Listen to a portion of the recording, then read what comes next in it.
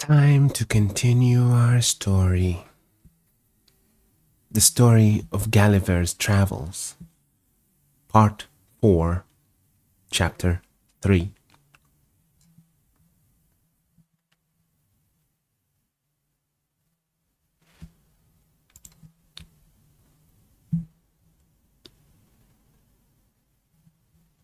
The author studies to learn the language.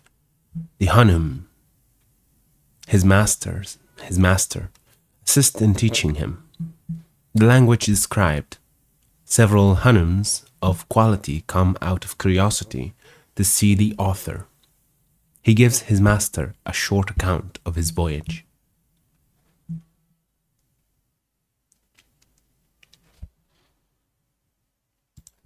My principal endeavor was to learn the language, which my master, for so I shall henceforth call him, and his children, and every servant of his house, were desirous to teach me, for they looked upon it as a prodigy.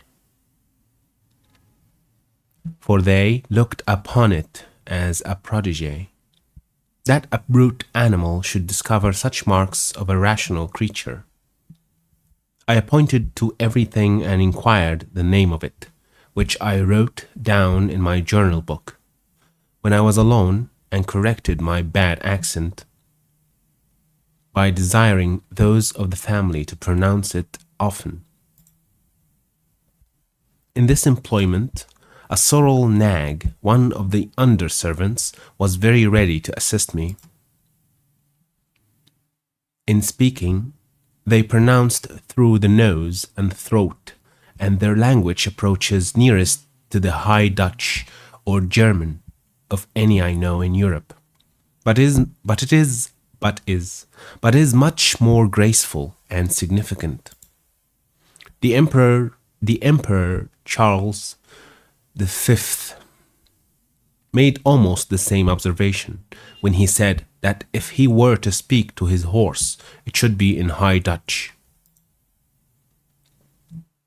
The curiosity and impatience of my master were so great that he spent many hours of his leisure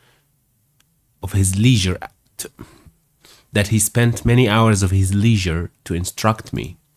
He was convinced, as he afterwards told me, that I must be a Yahoo, but my teachableness,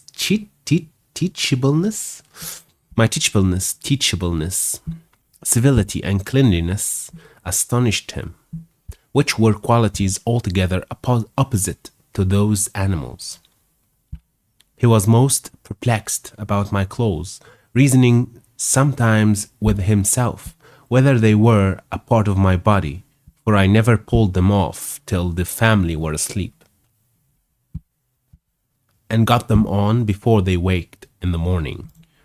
My master was eager to learn whence I came, how I acquired those appearances of reason, which I discovered in all my actions, and to know my story from my own mouth, which he hoped he should soon do by the great proficiency I made in learning and pronouncing their words and sentences.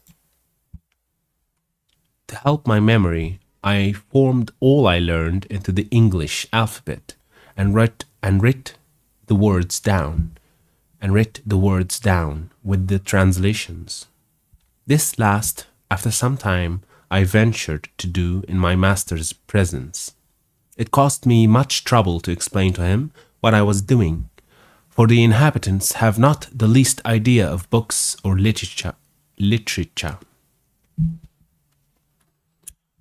In about 10 weeks' time, I was able to understand most of his questions, and in 3 months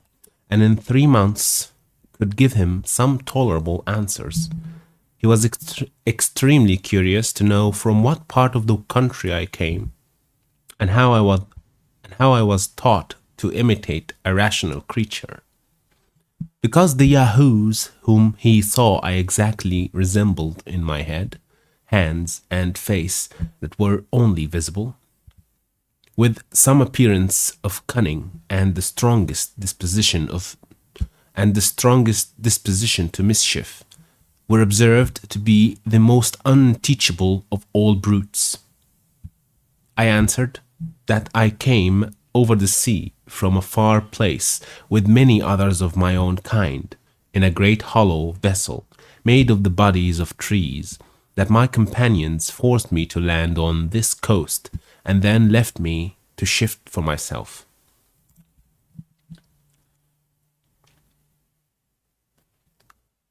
It was with some difficulty and by the help of many signs that I brought him to understand me.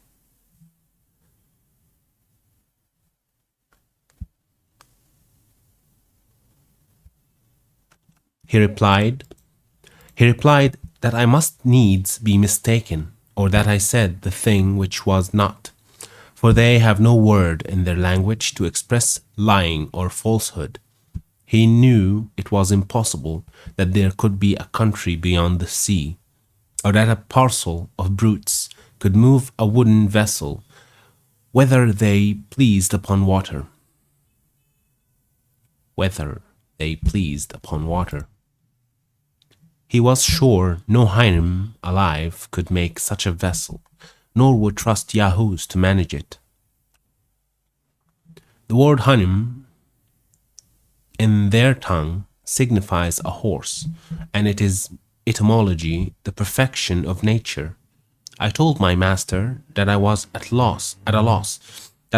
loss for expression, but would improve as fast as I could, and hoped, in a short time, I should be able to tell him wonders.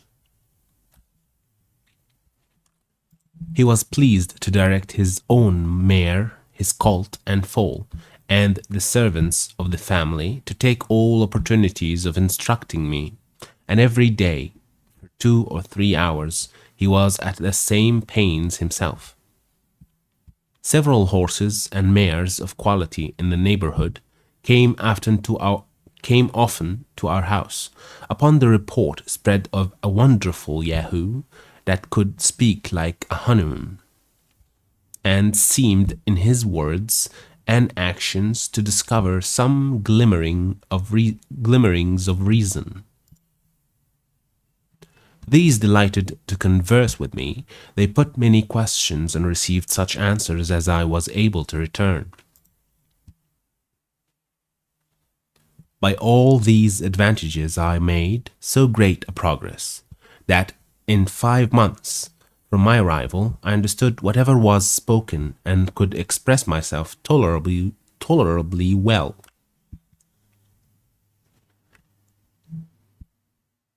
The Hainems who came to visit my master out of a design of seeing and talking with me could hardly believe me to be a right Yahoo,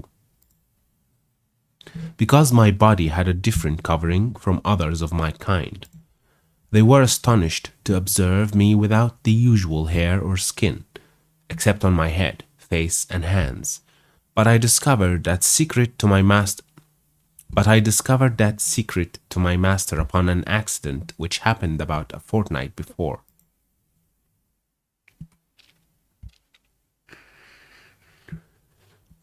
I have already told the reader that every night when the family were gone to bed, it was my custom to strip and cover myself with my clothes. It happened one morning early that my master sent for me by the sorrel nag, who was his valet.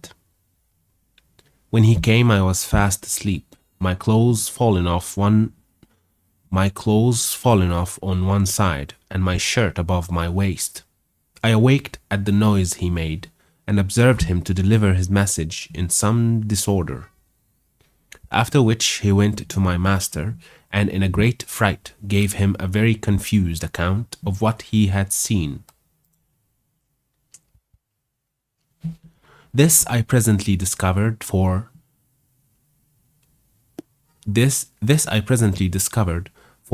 going as soon as I was dressed to pay my attendance upon his honor. He asked me the meaning of what his servant had reported, that I was not the same thing when I slept as I appeared to be at other times, that his valet assured him some some part of me was white, some yellow, at least not so white, and some brown.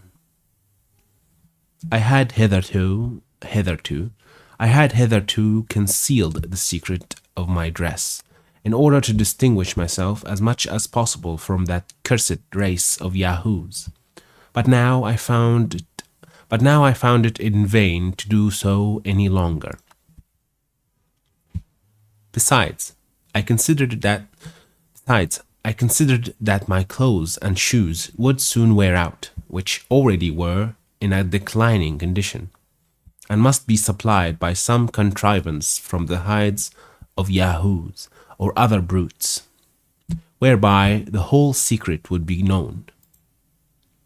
I therefore told my master that in the country whence I came, those of my kind always covered their bodies with the hairs.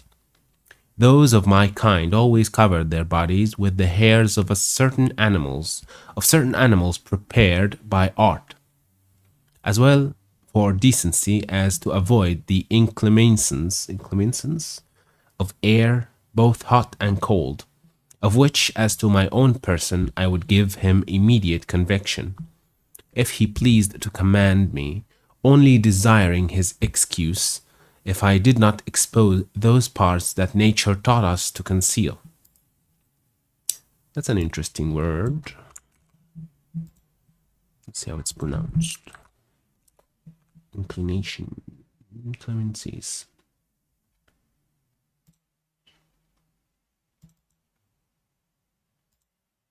Inclemencies. Inclemencies, okay.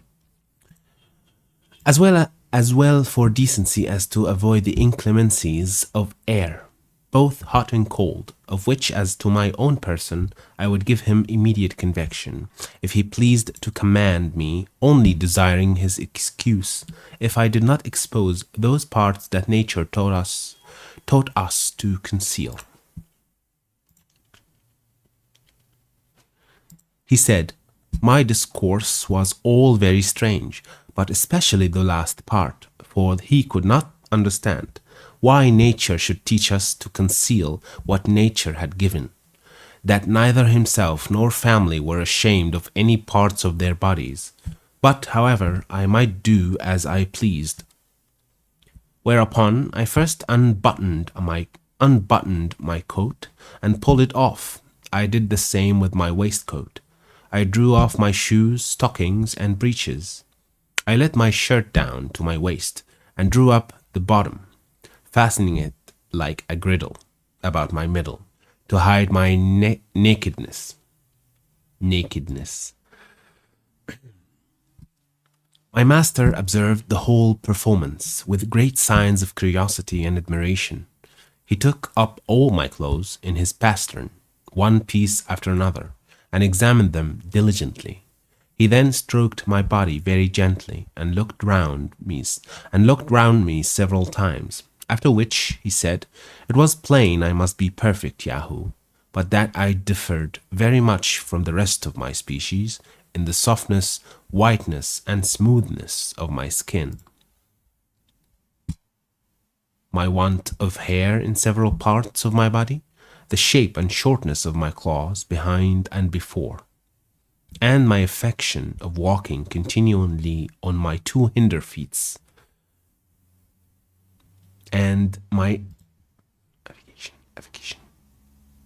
I think it's affectation, I'm not sure. Let's see. My affectation. Affectation. Yeah. And my affectation of walking continually on my two hinder feet. He desired to see no more, and gave me leave to put on my clothes again, for I was shuddering with cold. I expressed my uneasiness at his giving me so often the appellation of Yahoo, an odious animal, for which I had so utter a hatred and contempt. I begged he would forbear applying that word to me, and make the same order in his family and among his friends, whom he suffered to see me. I requested likewise that the secret of my having a false covering to my body might be known to none but himself, at least as long as my present clothing should last. For as to what the sorrel nag, his valet, had observed, his honor might command him to conceal it.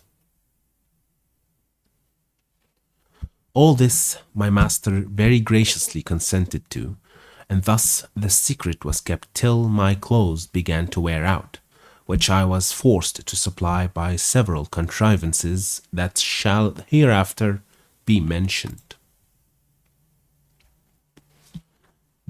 In the meantime, he desired I would go on with my utmost diligence to learn their language, because he was more astonished at my capacity for speech and reason than at the figure of my body, whether it were covered or not, adding that he waited with some impatience to hear the wonders which I promised to tell him.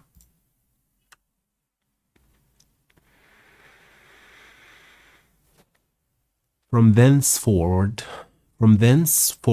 he doubled the pains he had been at to instruct me. He brought me into all company and made them treat me with civility, because, as he told them privately, this would put me into good humor and make me more diverting. Every day when I waited on him, beside the trouble he was at in teaching, he would ask me several questions concerning myself, which I answered as well as I could, and by these means he had already received some general ideas, though very imperfect. It would be tedious to relate the several steps by which I advanced to a more regular conversation, but the first account I gave of myself in any order and length was to this purpose: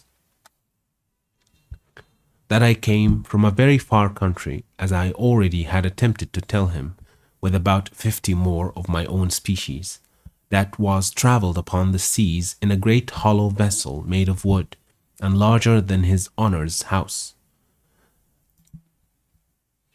I described the ship to him in the best terms I could, and explained, by the help of my handkerchief displayed, how it was driven forward by the wind. That upon a quarrel among us, I was set on shore on this coast, where I walked forward without knowing whether till he delivered me from the persecution of those execrable yahoos. Execrable. Interesting. Execrable. Execrable. It's pronounced very fast. Execrable yahoos. Till he delivered me from the prosecution of those execrable yahoos. He asked me who made the ship, and how it was possible that the Huns of my country would leave it to the management of brutes. My answer was that I durst proceed no further in my relation unless he would give me his word and honor that he would not be offended, and then I would tell him the wonders I had so often promised. He agreed, and I went on by assuring him that the ship was made by creatures like myself, who in all the countries I had travelled, as well as in my own, were the only governing rational animals, and that upon my arrival hither, I was as much astonished to see the Huns act like rational beings as he or his friends could be in finding some marks of reason in a creature he was pleased to call a Yahoo, to which I owned my resemblance in every part, but could not account for their degenerate and brute nature. I said farther, that if good fortune ever restored me to my native country, to relate my travels hither, as I resolved to do, everybody would believe that I said that I said the thing that was not, that I invented the story out of my own head, and, with all possible respect to himself, his family, and friends, and under his promise of not being offended, our countrymen would hardly think it probable that the honeymoon should be the presiding creature of a nation, and a Yahoo the brute. Presiding. It's an interesting word. Presiding.